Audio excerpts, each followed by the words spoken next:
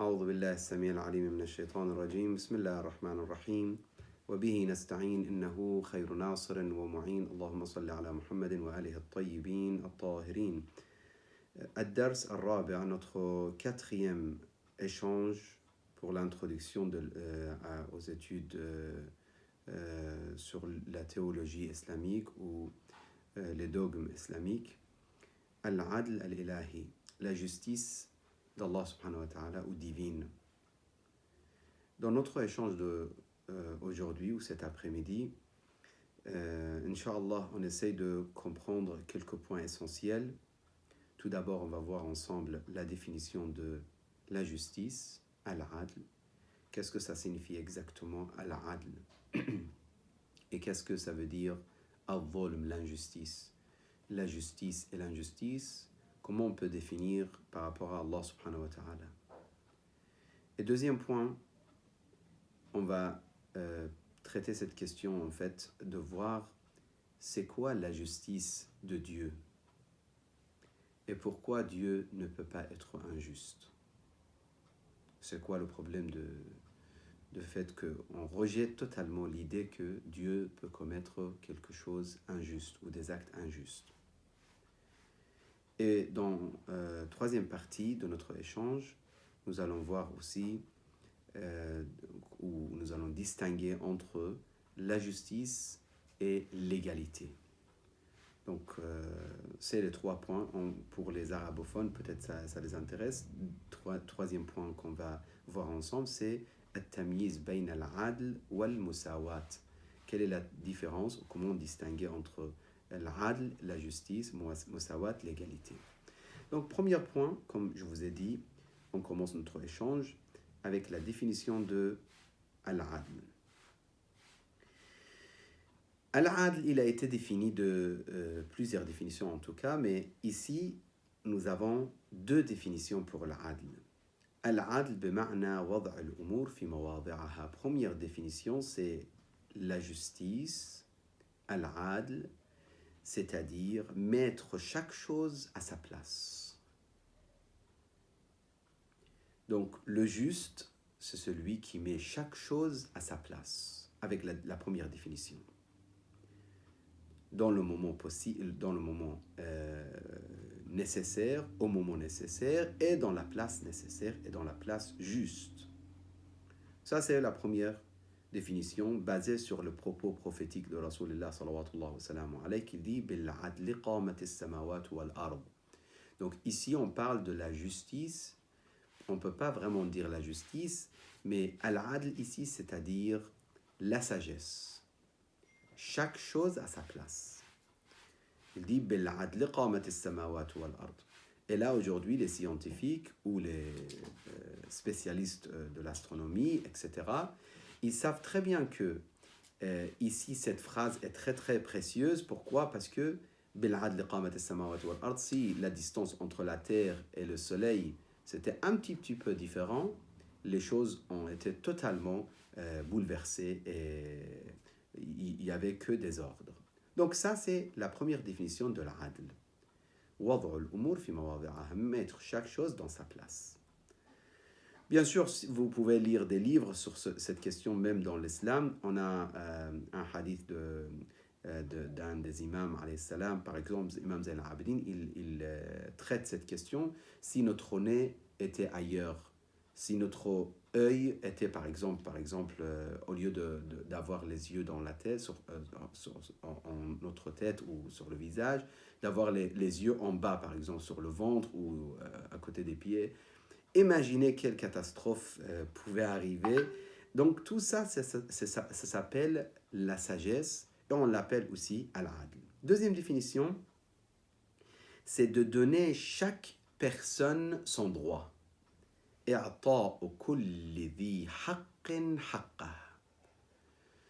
Attention, on va voir tout à l'heure notre point qu'on va voir ensemble, ce n'est pas l'égalité, c'est la justice.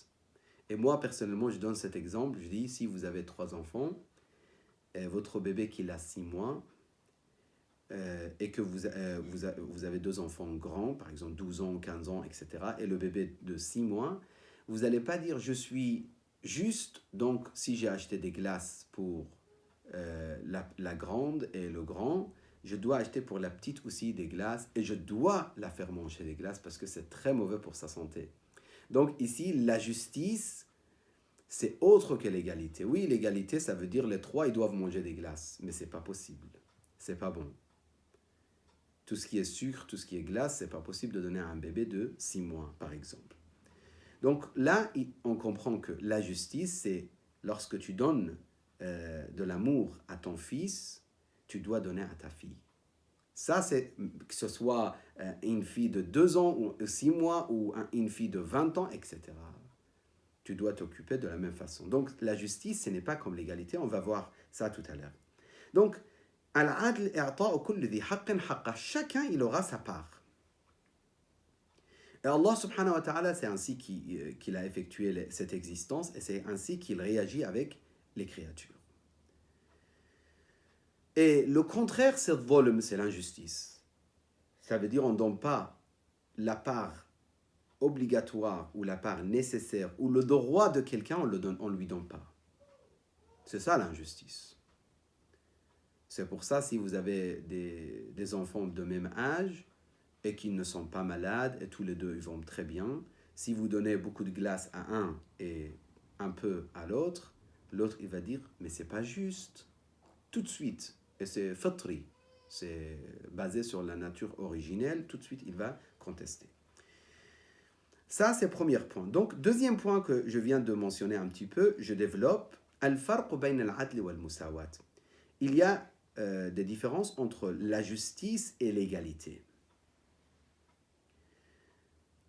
Alors, il y a des gens qui pensent justement que la justice, c'est de donner à toute personne, à toutes les personnes devant nous, exactement la même chose. Al-'adl, non, il dit c'est pas ça.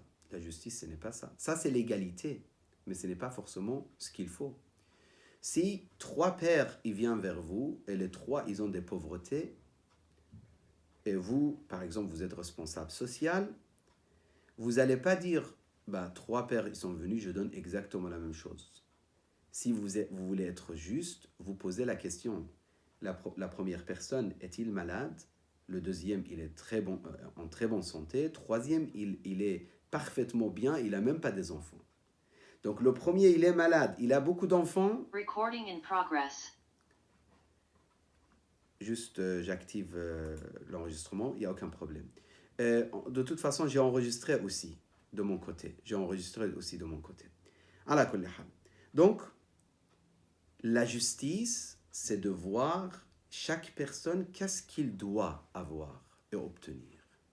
C'est pas 3 personnes, ils sont venus, je donne la même chose et puis voilà. Non, la justice, c'est de calculer, de voir chaque personne qu'est-ce qu'il mérite. Si une personne il a 5 enfants et qu'il est malade et qu'il ne peut pas travailler, il est handicapé, on ne va pas lui donner exactement la même chose que le jeune homme qui vient alors qu'il n'a pas de problème de santé et qu'il est capable de travailler, etc. Pour comprendre ça, on sait très bien que dans la société, même française, canadienne, tous les pays occidentaux, si vous étudiez, ils ne font pas l'égalité, ils font la justice. Ils essayent, en tout cas, on ne va pas dire toujours ils ont réussi, il y a beaucoup de choses qui manquent, énormément de choses qui manquent dans ce bas monde. La justice, on est très très loin, mais ils essayent dans les questions sociales, ils essayent d'être justes et non pas la question d'égalité.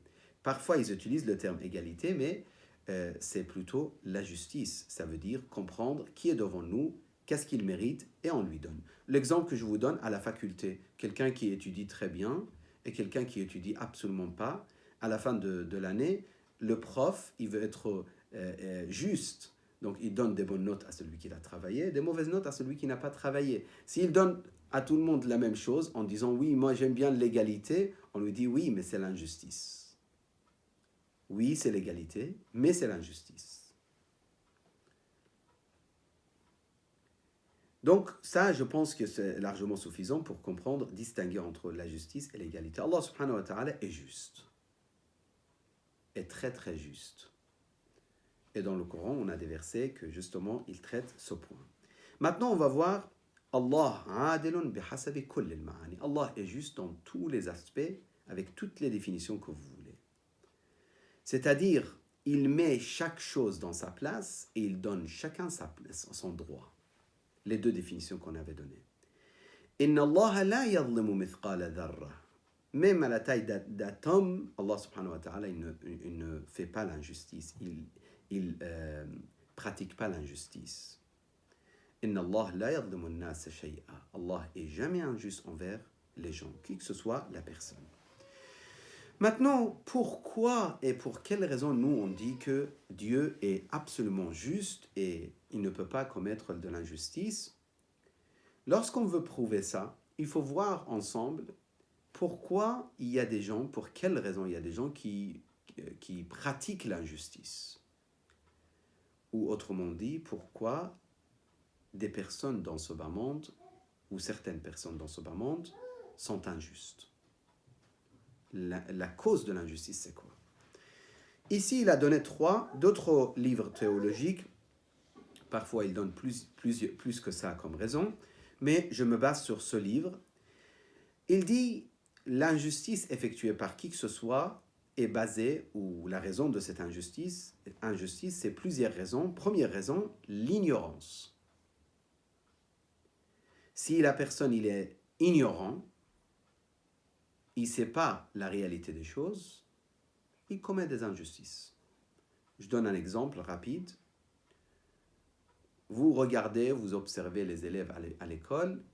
De loin, vous voyez quelqu'un qui a frappé quelqu'un. Vous croyez, avec votre observation, et vous ne doutez même pas, que c'est, je ne sais pas, c'est X qui a frappé Y. Et tout de suite, vous allez chercher monsieur ou le garçon qui dit X, vous dites, t'es puni. Et donc, on va mettre ça dans ton cahier de je ne sais pas quoi, et t'es puni. Il dit, mais c'était pas moi. Vous dites, mais je t'ai vu. Donc, vous punissez cette personne. Après, le lendemain, un des collègues, il vous dit, écoutez, vous vous êtes trompé. Il y a un autre garçon qui se ressemble beaucoup. Et en plus, il avait mis les mêmes vêtements ce jour-là. Et donc, vous interrogez l'autre. Il dit, oui, c'est vrai, c'était moi. Donc, l'ignorance fait que vous avez été injuste. Donc, première. Est-ce que c'est possible l'ignorance pour Dieu? Non, ce n'est pas possible. Donc, cette première raison est totalement anéantie. Si quelqu'un ne connaît pas la vérité, il commet de l'injustice. Si quelqu'un il est ignorant, il peut commettre des injustices. Mais Dieu n'est pas dans ce cas. Donc, cette raison est totalement effacée. Deuxième raison de l'injustice, c'est le fait qu'on a besoin d'être injuste. Est-ce qu'on a besoin vraiment? Je vous explique, certains, pour atteindre quelque chose qu'ils veulent dans leur vie, ils ont des besoins, ils ont besoin de quelque chose. Je donne un exemple rapide. Donc, il a très faim, très faim, et il n'a pas travaillé, il n'a pas d'argent. Donc, il regarde autour de lui, il voit un enfant avec sandwich qu'il est en train de marcher, et c'est très injuste, bien sûr. Il prend le sandwich parce qu'il a faim. Donc, il a un manque. Pour atteindre les choses qu'il veut, ou pour manger quelque chose, il commet de l'injustice. Ou par exemple, il est jaloux, il a un manque. Donc, il effectue justement l'injustice envers les autres parce qu'il veut se venger, parce qu'il ne supporte pas voir la beauté chez les autres, alors que lui, il n'a pas les moyens. Donc, que ce soit manque de connaissances, manque d'argent, manque de pouvoir, en tout cas, il commet de l'injustice parce qu'il a besoin finalement de quelque chose et il ne peut pas l'atteindre sans l'injustice. Il fait l'injustice pour atteindre ce qu'il veut. Ça aussi, ça n'existe pas pour Dieu, subhanahu wa ta'ala. Parce que c'est celui qui détient le pouvoir absolu. Il n'a pas besoin de quoi que ce soit. Troisième point, ou troisième raison de l'injustice, c'est manque de sagesse. Il a un manque de sagesse. Ça aussi, c'est totalement loin d'Allah subhanahu wa ta'ala. Il y a d'autres raisons qui rajoutent, par exemple, l'abath. Les actes sans réflexion, ça aussi, ça n'existe pas. Ça revient en même en plus. Ça revient vers le troisième point, ça veut dire manque de sagesse. Donc, si vous voulez, je répète, Allah n'est pas ignorant, astaghfirullah, pour qu'il soit obligé de faire, pour qu'il fasse quelque chose par ignorance injuste envers les autres. Allah n'a pas besoin de quoi que ce soit pour qu'il soit obligé de faire quelques actes pour obtenir ce qu'il a besoin injustement. Allah a la sagesse absolue, donc il ne commet aucun acte sans sagesse et sans réflexe. Et sans sagesse, je ne peux même pas dire la réflexion, parce que la réflexion c'est pour les hommes, pour l'homme, pour les êtres humains. Allah subhanahu wa ta'ala détient la sagesse absolue. هو الذي خلق لكم ما في الأرض جميعا ثم استوى إلى السماء فسواهن سبع سماوات وهو بكل شيء عليم. Il a la connaissance absolue. Et d'autres versets également. Donc ça, ce point, je pense que ça a été clair pour tout le monde. Je termine avec quelques points rapidement et Inch'Allah pour notre échange de théologie, on s'arrête là. Et puis, Inch'Allah, on continue pour l'éthique. هذه الأسباب الثلاثة لا نتصورها في حق الله عز وجل. Il dit ces raisons, ces trois raisons, donc on ne peut pas l'imaginer, ni l'ignorance, ni le fait qu'on a besoin de l'injustice, ni le manque de sagesse, on ne peut pas l'imaginer pour Allah, parce que, premièrement, l'ignorance, Allah subhanahu wa ta'ala est loin de là, et exalté, Dieu l'exalté est loin de tout cela. ودليل ثبوت هذا العلم لله عز وجل التأمل في نظام الكون. Et l'harmonie dans cette existence, dans ce bas monde, prouve la sagesse absolue, la connaissance absolue, le savoir absolu d'Allah subhanahu wa ta'ala. Le fait qu'il a besoin non plus, car il est le créateur et il est la cause de toutes les causes, il n'a besoin de personne, il n'a besoin de rien. Et troisième point, la question de sagesse. فلله سبحانه وتعالى فالله عز وجل حكيم يشهد لذلك التأمل في خلق السماوات والأرض aussi وهي في غاية الدقة وتدل بوضوح على مدى حكمة فاعلها. La sagesse absolue derrière cette existence prouve que Allah subhanahu wa ta'ala ne peut pas commettre de l'injustice. Donc, juste pour terminer, nous avons vu 3 points ensemble. La définition de l'adl, plusieurs définitions nous avons vues ensemble. On a également vu ensemble la justice d'Allah subhanahu wa ta'ala et le fait qu'il est loin d'être injuste, et c'est impossible d'imaginer. Pourquoi on insiste? Parce qu'il y a des musulmans qui disent que l'injustice peut être effectuée de Dieu, et si Dieu le fait, on accepte, c'est tout. Nous, dans l'école de Ahlul Bayt, on n'accepte pas cette idée. L'injustice ne peut pas être faite de la part d'Allah subhanahu wa ta'ala. Et troisième point, la distinction, où nous avons distingué ensemble entre la justice et l'égalité. Wa sallallahu ala sayyidina Muhammadin wa alihi at-tayyibin at-tahirin.